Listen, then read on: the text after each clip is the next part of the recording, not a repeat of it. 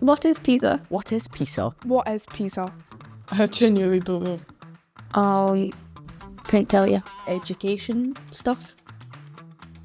PISA is the program for international student assessment. PISA measures the ability of 15-year-olds to use their reading, maths and sciencey skills in the real world. It helps us to compare Scottish education to education systems all around the world, but how exactly does it work in practice? The PISA assessment covers a range of different topics. For 2025, the main topic is science. But as well as science, there are also units on reading, mathematics. The assessment is broken down into 2 sessions, each of an hour long. There's a break in between.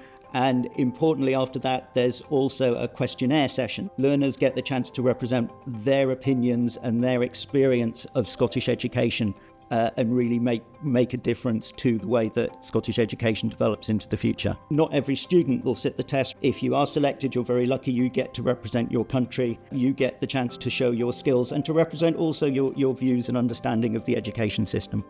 The PISA test, it's an anonymous test, so you don't have that great pressure that you might have with external exams. It really is set up for learners to have a go and to demonstrate their abilities to thrive in the grown-up world from what they have learned from their education. I think having it as an anonymous platform is good for pupils, and actually it's nice for them to know that it's a collective thing that we're doing across Scotland. When it comes to logistics, I think that first and foremost we think, how can we best support our young people? We have a lot of young people with additional support needs, potentially EAL pupils, and actually it's important that we think, how can we make sure that we're supporting them? So for learners with additional support needs or learners with English as an additional language, the rules are slightly different to what probably happens in most other assessments. And there are a couple of reasons for that. Firstly, because PISA is an international study, then the rules that apply, the criteria that they apply in those cases has to be the same across all of those countries. So there is a sort of international set of criteria for that. And secondly, PISA is very interested in the abilities of all students and therefore has quite an inclusive approach. So it's set up so that all students can have a go at the study and we can understand that snapshot of the ability of all students. The details of the PISA criteria for additional support needs and additional language support are provided in the School Coordinator Manual. And obviously any specific concerns, NFER is available to consult with the schools on how we would do that.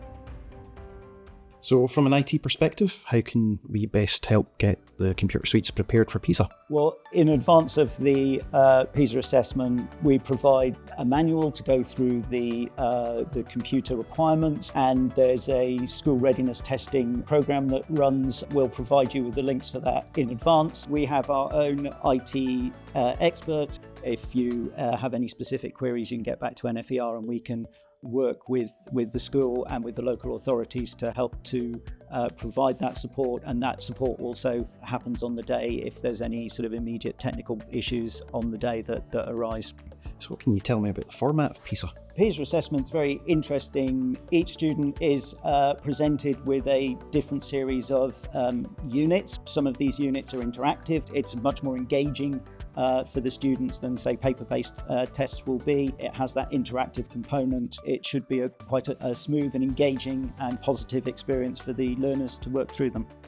The survey must be a really important dimension of this because it must give us a lot of information and data about young people, their views, their experiences, and I'm sure the school must get a lot from that as well. Yeah, absolutely. As well as the education system benefiting for that, a lot of that data we feed back to schools at the end of the process and get an idea of what things are important for their learners. And remember, the school will also complete a questionnaire, so we also get an idea of the educational background from the school's perspective as well. It's a really huge data set with some really useful insights into education globally. So we know PISA is conducted via computer, but what else does the school need to know in order to be fully prepared? It's really helpful if schools work with those learners that are selected to take part in the study to make sure that they understand the importance of the study, but motivate them to take part and to have a go, and that they should see this as an opportunity to do their best and to represent their country in the PISA assessment. Essentially, our job is to make sure that we give young people every opportunity to shine. I certainly think that PISA and being part of PISA is a great opportunity for our young people. Thanks for your help ensuring Scotland's young people get the chance to participate in PISA.